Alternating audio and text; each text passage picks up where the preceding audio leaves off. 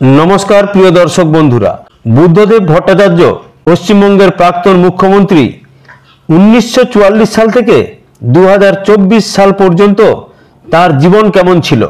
एकदिके छिलो शिल्पायনের स्वप्न और एकदिके तार नामे अभियोग तिनि जमी अधिग्रहण करेছেন। বিতর্ক, স্বপ্নভঙ্গ এবং আপাদমস্তক একজন কমরেড তিনি বুদ্ধদেব ভট্টাচার্য। তিনি স্বপ্ন দেখেছিলেন, স্বপ্নভঙ্গও সমানভাবে প্রত্যক্ষ করেছিলেন তার জীবন দশায়। হয়তো স্বপ্ন এবং স্বপ্নভঙ্গের দোলাচলে ভগ্ন হৃদয়, ভগ্ন মন নিয়েই বিদায় নিলেন তিনি বুদ্ধদেব ভট্টাচার্য। ব্যক্তিগত সততার নিরিখে এক বিরল রাজনীতিক, ধুতি পাঞ্জাবি এবং কোলাপুরি চপ্পলে আপাদমস্তক বাঙালি ভদ্রলোক। পশ্চিমবঙ্গের 11 বছরের মুখ্যমন্ত্রী তিনি বৃহস্পতিবার প্রয়াত হন। বুদ্ধদেব ভট্টাচার্যের জন্ম উত্তর কলকাতায় 1 মার্চ 1944। পূর্বপুরুষের আদি নিবাস বর্তমান বাংলাদেশ। উত্তর কলকাতার শ্যামপুকুর এলাকায় শৈলেন্দ্র সরকার বিদ্যালয় থেকে পাশ করে তৎকালীন প্রেসিডেন্সি কলেজে বাংলা অনার্স নিয়ে ভর্তি হন। কবি সুকান্ত ভট্টাচার্যের ভ্রাতস্পুত্র কিন্তু গোড়া থেকেই ছাত্র রাজনীতির মূল স্রোতে ততটা সম্পৃক্ত ছিলেন না। কবাডি খেলতেন, ক্রিকেটও খেলতেন। চোখের সমস্যার জন্য তাকে ক্রিকেট খেলা ছাড়তে হয়, কিন্তু ক্রিকেট নিয়ে তার রোমান্টিসিজম তাকে ছেড়ে যায়নি। সৌরভ গঙ্গোপাধ্যায়ের সঙ্গে তার শখের অন্যতম কারণই ছিল ক্রিকেট। তিনি ক্রিকেট রোমান্টিক বুদ্ধদেব ভট্টাচার্য। আর যে বুদ্ধদেব বঙ্গ ক্রিকেটকে অশুভ শক্তির হাত থেকে মুক্ত করতে চেয়ে কার্যত প্রকাশ্যেই সিএবির নির্বাচনী প্রক্রিয়ায় জড়িয়ে পড়েছিলেন অধুনা প্রয়াত জগমোহন ডালমিয়ার সঙ্গে। তিনি পরিচ্ছন্ন প্রশাসন প্রয়াসী। বামপন্থী পরিবারে বেড়ে ওঠার সংস্কৃতি বুদ্ধদেবের উপর প্রগাঢ়ভাবে ফেলেছিল। 1962 সালে ভারত চীন যুদ্ধের পর 1964 সালে সিপিআই অর্থাৎ ভারতের কমিউনিস্ট পার্টি ভেঙে সিপিএম বা ভারতের কমিউনিস্ট পার্টি মার্ক্সবাদী তৈরি হয়। এর 2 বছর পর 1966 সালে বুদ্ধদেব সিপিএম এর সদস্য হন। তার আগে পর্যন্ত তিনি বাম মনস্ক একজন ছাত্র ছিলেন। সাহিত্যের নানা ধারায় যার বিচরণ। দলে যোগ দেওয়ার পরও মূলত দলীয় পত্রপত্রিকা সম্পাদনা এবং লেখালেখির দায়িত্ব নিয়েছিলেন তিনি। 1990 সাল তথ্যকেন্দ্রে বুদ্ধিজীবীদের কনভেনশনে বলেছিলেন, তথ্য ও সংস্কৃতি মন্ত্রী বুদ্ধদেব ভট্টাচার্য। সশস্ত্র সংগ্রাম এবং সাংস্কৃতিক বিপ্লবের প্রশ্নে যখন বাম ছাত্র রাজনীতিতে বড় ভাঙন দেখা দিচ্ছে, শৈবাল মিত্র, আজিজুল হকের মতো নেতারা যখন পা বাড়াচ্ছেন বিভিন্ন দিকে, তখনই বুদ্ধদেবের উত্থান। যুব আন্দোলনের প্রাথমিক সংগঠক হিসেবে যাত্রা শুরু তার। সিপিএম এর যুব সংগঠনটির তখন সূচনা লগ্ন। 60-এর দশকের শেষের দিকে প্রাদেশিক গণতান্ত্রিক যুব ফেডারেশন বা ডিওয়াইএফ এর পশ্চিমবঙ্গ রাজ্য কমিটির সম্পাদক হন বুদ্ধদেব ভট্টাচার্য। খাদ্য আন্দোলনে অংশ নেন। ভিয়েতনাম যুদ্ধের সময় আমেরিকার বিরুদ্ধে প্রচারেও সক্রিয় ছিলেন তিনি। 70-এর দশকে মূলত কলকাতা জেলা জুড়েই তিনি সংগঠন শক্তিশালী করার কাজে ব্রতী হন। দলের প্রয়োজনে গ্রাম বাংলায় বক্তৃতা করতে গেলেও সে সময় তার কর্মকাণ্ড আবর্তিত হয়েছিল শহর কলকাতা জুড়ে। বামপন্থী বুদ্ধিজীবীদের বৃত্তে যাতায়াতে স্বচ্ছন্দ ছিলেন তিনি। বুদ্ধদেব সিপিএম এর পশ্চিমবঙ্গ রাজ্য কমিটির সদস্য হন 70 দশকের গোড়ায়। 1977 সালে কাশীপুর বিধানসভা কেন্দ্র থেকে প্রথম নির্বাচনে জেতেন। 1977 থেকে 1982 পর্যন্ত পশ্চিমবঙ্গ রাজ্য মন্ত্রিসভায় তথ্য ও জনসংযোগ দপ্তরের দায়িত্ব পালন করেন। এটি অবশ্য পরে তথ্য ও সংস্কৃতি দপ্তর নামে পরিচিত হয়। 1982 সালে বিধানসভা নির্বাচনে পরাজিত হন বুদ্ধদেব। পরে 1987 সালে যাদবপুর কেন্দ্র থেকে জিতে তথ্য ও সংস্কৃতি দপ্তরের ভারপ্রাপ্ত মন্ত্রী হন। সেই থেকেই তার কেন্দ্র যাদবপুর, যে কেন্দ্র 2011 সালে তাকে বিমুখ করেছিল। তখন রাজ্যে পালা বদলের পালা। 90-এর দশকের গোড়ায় জ্যোতি বসুর মন্ত্রিসভা থেকে পদত্যাগ করেছিলেন বুদ্ধদেব। শোনা যায় তৎকালীন তথ্য ও সংস্কৃতি সচিবের সঙ্গে মনোমালিন্য হয়েছিল তার। মুখ্যমন্ত্রী জ্যোতি বসু সেই সচিবের পক্ষ নেওয়ায় তথ্য এবং সংস্কৃতি মন্ত্রী বুদ্ধদেব মন্ত্রিসভা ছেড়ে চলে এসেছিলেন। শোনা গিয়েছিল তিনি নাকি বলেছিলেন চোরেদের মন্ত্রিসভায় থাকবো না, কিন্তু তার কোনো সমর্থন কোনো তরফেই মেলেনি। বুদ্ধদেবের মন্ত্রিত্ব ত্যাগ নিয়ে বিস্তর বিতর্ক হয়েছিল। শেষ পর্যন্ত অবশ্য তিনি আবার মন্ত্রিসভায় ফিরে যান। ওই ঘটনা প্রবাহের কাছাকাছি সময়ে তিনি একটি নাটক লিখেছিলেন, সময় অসময় দুঃসময়। সেটি নিয়েও কম চর্চা হয়নি। অনেকেই চেয়েছিলেন তার রাজনৈতিক জীবনের ঘটনা প্রবাহের সঙ্গে নাটকটির শিরোনামকে মিলিয়ে দিতে, কিন্তু নাটকের বিষয় একেবারেই তা ছিল না। তথ্য সংস্কৃতির পাশাপাশি বুদ্ধদেব স্বরাষ্ট্রের মন্ত্র গুরুত্বপূর্ণ দপ্তরেরও দায়িত্ব সামলেছিলেন। প্রশাসনের তরফে তিনি পুলিশ দপ্তর পরিচালনা করতেন। 1984 সাল থেকে বুদ্ধদেব সিপিএমের কেন্দ্রীয় কমিটির আমন্ত্রিত সদস্য, 1985 থেকে কেন্দ্রীয় কমিটির সদস্য। 1999 সালের জানুয়ারি মাসে জ্যোতি বসুর সরকারের উপমুখ্যমন্ত্রী হন। পলিট ব্যুরোর সদস্য হন 2000 সালে। সে বছরই 6ই নভেম্বর বুদ্ধদেব পশ্চিমবঙ্গের মুখ্যমন্ত্রীর পদে বসেন জ্যোতিবাবু অবসর নেওয়ার পর। 2011 পর্যন্ত তিনি ওই পদে ছিলেন।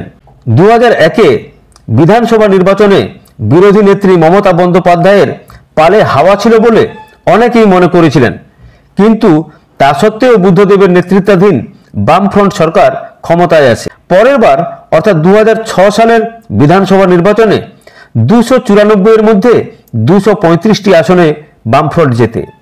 ফের মুখ্যমন্ত্রী হিসেবে শপথ নেন বুদ্ধদেব ভট্টাচার্য। শিল্পায়নের অভিমুখে রাজ্যকে এনে ফেলতে সেদিনই তিনি সিঙ্গুরে টাটা গোষ্ঠীর 1 লক্ষ টাকার গাড়ি কারখানার প্রকল্পের কথা ঘোষণা করেছিলেন। কিন্তু তার কিছুদিনের মধ্যে সিঙ্গুরে জমি পরিদর্শনে গিয়ে গ্রামবাসীদের বিরোধিতার মুখে পড়েন টাটার প্রতিনিধিরা। এ নিয়ে বিধানসভায় তৃণমূল সরব হওয়ায় সেই সময়ে বুদ্ধবাবুর আমরা 235, ওরা 30, কি করবে ওরা মন্তব্য নিয়ে কম শোরগোল হয়নি। শেষ পর্যন্ত অবশ্য সিঙ্গুরে টাটাদের গাড়ি কারখানা হয়নি। মমতা সহ বিরোধীদের বিরোধিতার মুখে পড়ে রতন টাটা সিঙ্গুর থেকে প্রকল্প গুটিয়ে নেওয়ার কথা ঘোষণা করেন। 2000 সাল, জ্যোতি বসুর অবসর। রাজ্যকে শিল্পায়নের সরণিতে দ্রুত এনে ফেলতে চেয়েছিলেন বুদ্ধদেব ভট্টাচার্য, কিন্তু সিঙ্গুরে এবং নন্দীগ্রামে জোর করে কৃষিজমি অধিগ্রহণকে কেন্দ্র করে রাজনৈতিক জটিলতা চরমে উঠেছিল। সেই সময় তার সরকারের স্লোগান ছিল, কৃষি আমাদের ভিত্তি, শিল্প আমাদের ভবিষ্যৎ। 2007 সালের 14ই মার্চ নন্দীগ্রামে গুলি চালায় পুলিশ। সংঘর্ষে নিহত হন 14 জন গ্রামবাসী। সিঙ্গুর নন্দীগ্রাম পর্ব থেকেই বিতর্ক তাড়া করতে শুরু করেছিল বুদ্ধদেবকে। কোথাও কোথাও প্রশাসনিক রাস আলগা হওয়াও চোখে পড়েছিল। 2006 সালের বিধানসভা ভোটে একতরফা ফলের 2 বছরের মধ্যে 2008-এর পঞ্চায়েত ভোটে খানিকটা ধাক্কা বামফ্রন্ট সরকারের। পূর্ব মেদিনীপুর এবং দক্ষিণ 24 পরগনা জেলা পরিষদ দখল করে নেয় বিরোধী তৃণমূল।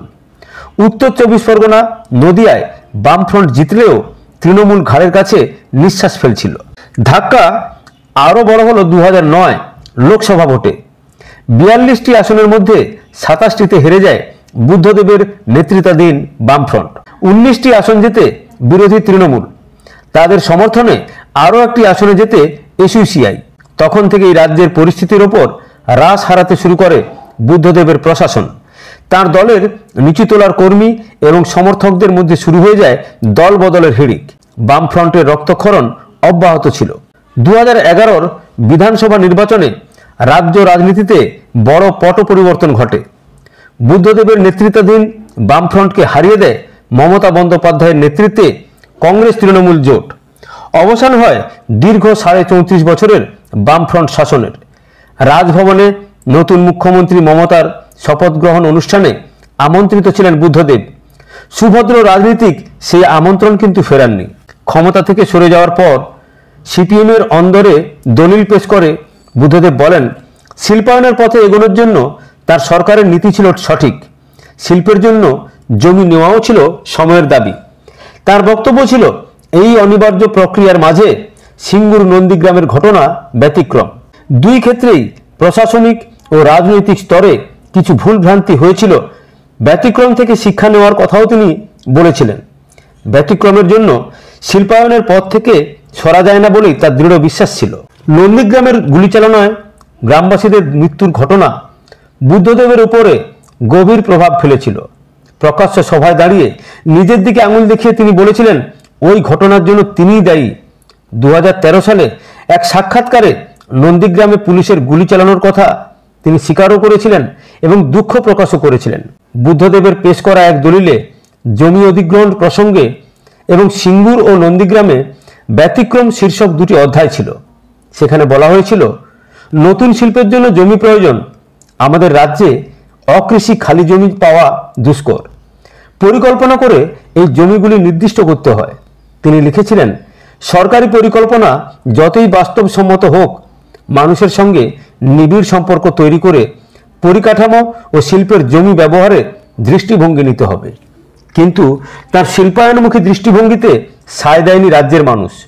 জমি আন্দোলনকে কেন্দ্র করে মমতা নিজের রাজনৈতিক জমি তৈরি করেছিলেন দুর্বার বেগে।